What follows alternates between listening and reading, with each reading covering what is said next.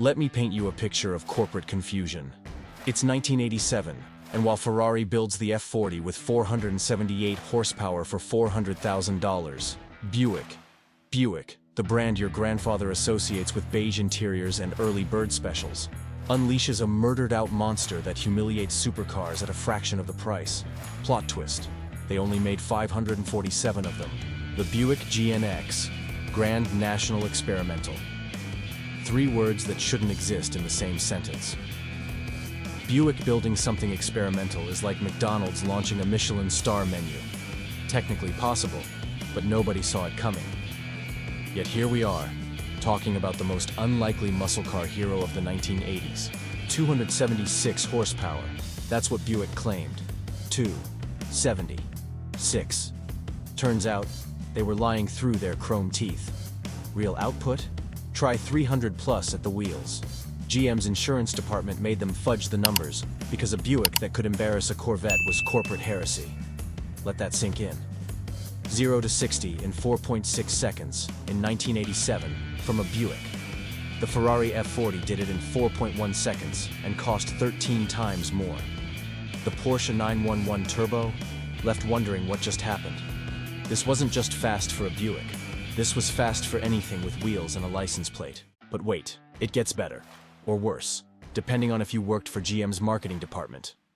The GNX started life as the Grand National, itself already an exercise in what were they thinking. Picture this. Buick takes their personal luxury coupe, the Regal, a car designed for comfortable cruising to the country club, and decides to stuff a turbocharged V6 under the hood. Not a V8, a V6 in the 1980s, when displacement was still king and turbos were for Porsches and exotic machinery.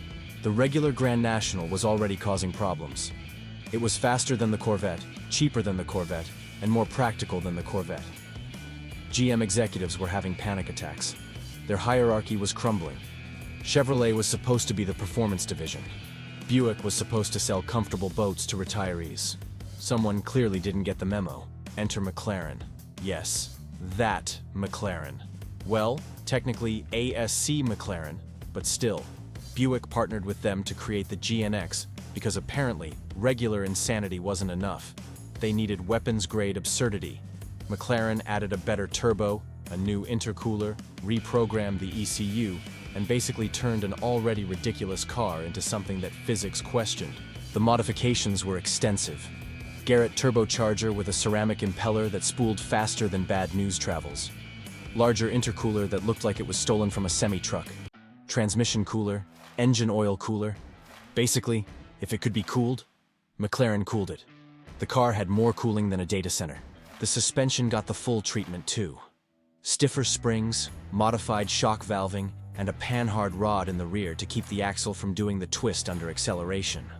They also added a torque arm to reduce wheel hop. This wasn't just a straight-line monster, though it definitely was that. It could actually corner. A Buick that could corner. The apocalypse was clearly near. The aesthetics were perfect. Murdered out before murdered out was cool. Black paint so deep it looked like a portal to another dimension. Black wheels, black trim, black interior. The only chrome was the GNX badges, and even those looked apologetic about being shiny. This car didn't need chrome. It had menace. If Darth Vader needed a company car, this would be it. The Death Star had less intimidation factor.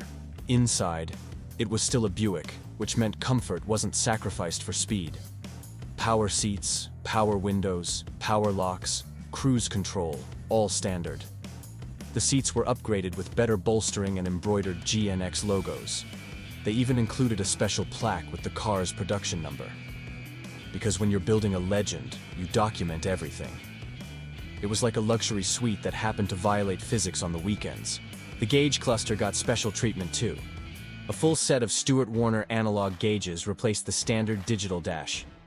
Boost gauge, oil pressure, coolant temp, everything you needed to know that your Buick was currently embarrassing European engineering. The speedometer went to 120 miles per hour, which was optimistic for most 1980s cars, but pessimistic for the GNX. Owners regularly saw higher numbers, assuming they had somewhere illegal enough to test it. Now, about that engine. The 3.8-liter V6, yes, the same basic engine that would later power millions of anonymous rental cars, was transformed into something supernatural.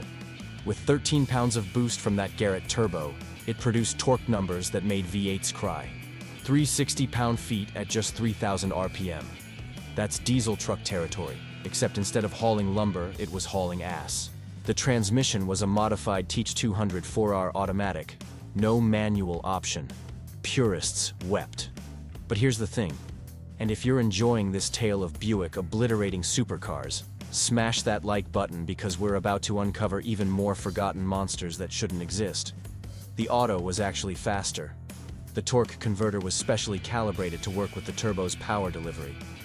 Plus, it had an absolutely vicious shift kit that made gear changes feel like Mike Tyson throwing uppercuts. Every shift was an event. Your spine knew when second gear arrived. Production was limited to 547 units. 5, 4, 7, that's it. Ferrari made more F40s, Lamborghini made more Countaches. Buick created artificial scarcity before Supreme made it cool. Each dealer got one, maybe two if they were lucky. The allocation process was more political than a presidential election. Dealers were fighting over a Buick. Think about that. The price? $29,900. In 1987, that's about $80,000 in today's money, for a Buick Regal. But nobody complained, they sold instantly. Some dealers marked them up to $40,000 or more. People paid it, gladly, because everyone knew what this was. The last of its kind. The final middle finger from the Malaise era. The G-body platform's swan song. And what a song it was. Testing revealed the truth. Car and driver got 4.6 seconds to 60. Motor Trend saw 13.43 in the quarter mile. These numbers were supercar territory. The Lotus Esprit Turbo was slower. The Ferrari 328 was embarrassed. The Porsche 944 Turbo needed therapy. A Buick was running with the Europeans and winning. Magazines didn't know which section to put it in. The legend grew quickly. Stories of GNXs hunting Corvettes on the street became folklore. Owners reported destroying unsuspecting Mustang GTs at stoplights. BMW M3s learned to fear the black Buick in their mirrors. It became known as the Corvette Killer. Though really, it killed everything. Equal opportunity humiliation. The GNX didn't discriminate. It embarrassed all comers equally. But here's the beautiful irony. GM killed it. After 1987, that was it. No more Grand National, no more GNX, no more turbocharged Regals. The accountants and product planners decided Buick needed to return to building sensible cars for sensible people. The experiment was over. The inmates no longer ran the asylum. Normalcy returned, and car culture wept. Why? Politics. The GNX was too good. It made the Corvette look overpriced. It made the Camaro and Firebird look slow. It disrupted GM's carefully crafted performance hierarchy. Buick was supposed to be above Pontiac, but below Cadillac in luxury, not above Chevrolet in performance. The GNX was a corporate rebel, and corporations hate rebels. Even successful ones. Especially successful ones. The timing was perfect and terrible. Perfect because it arrived just as the 1980s performance revival was beginning.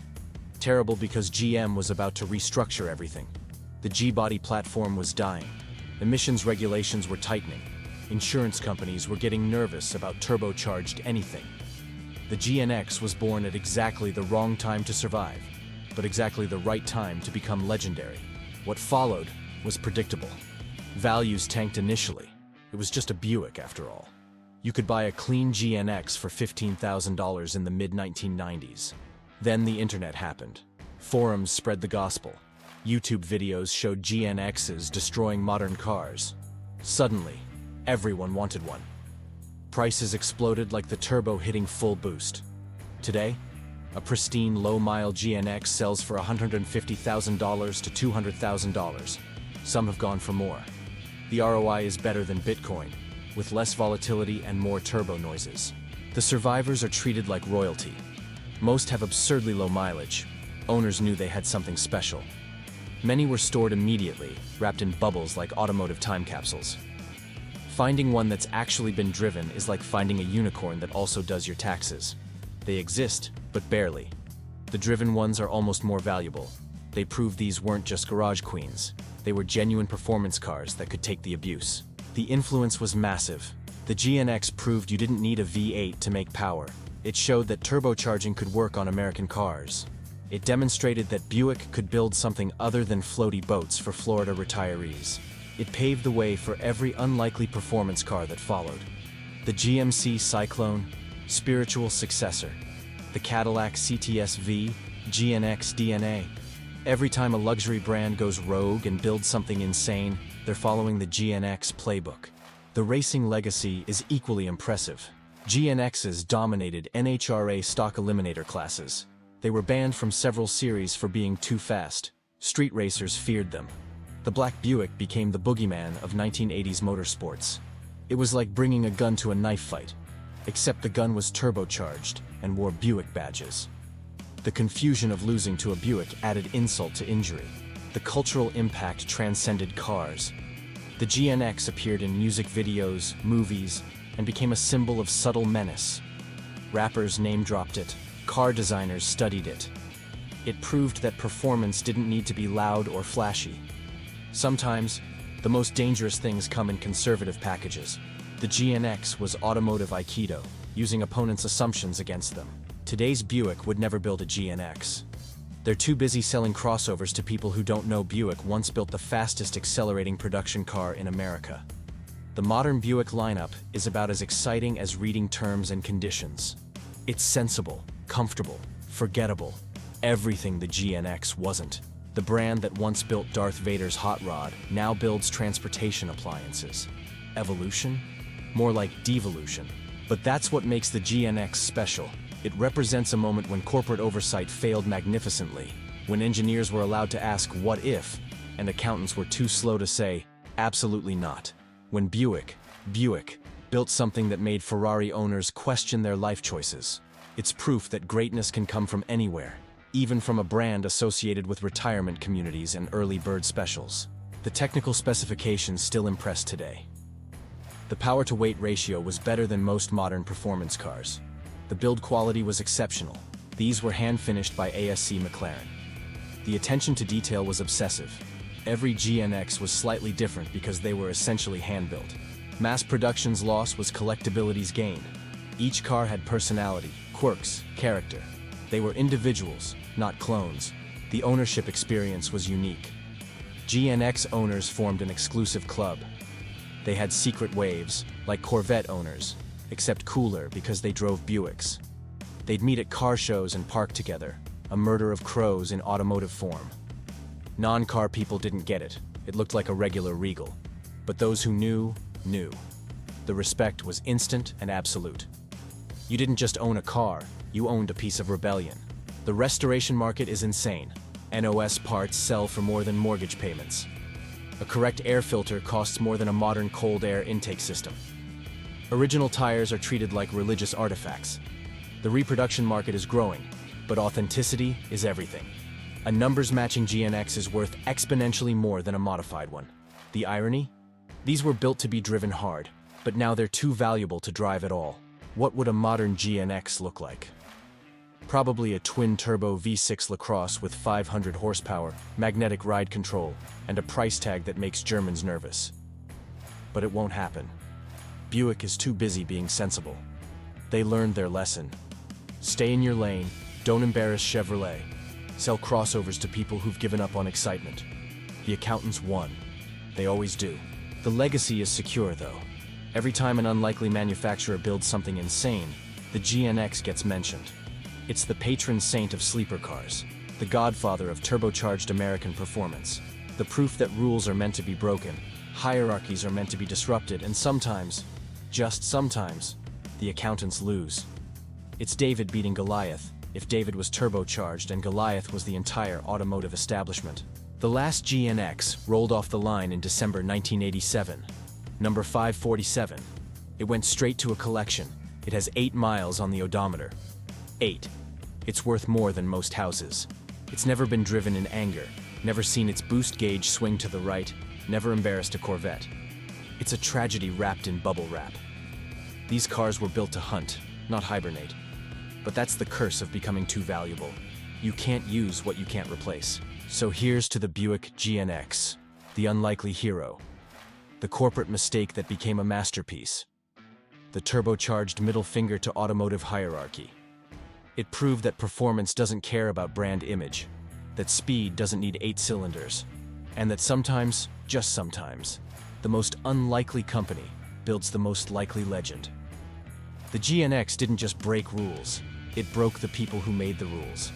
And for 547 lucky owners, it's still breaking hearts at every car show, one confused Ferrari owner at a time.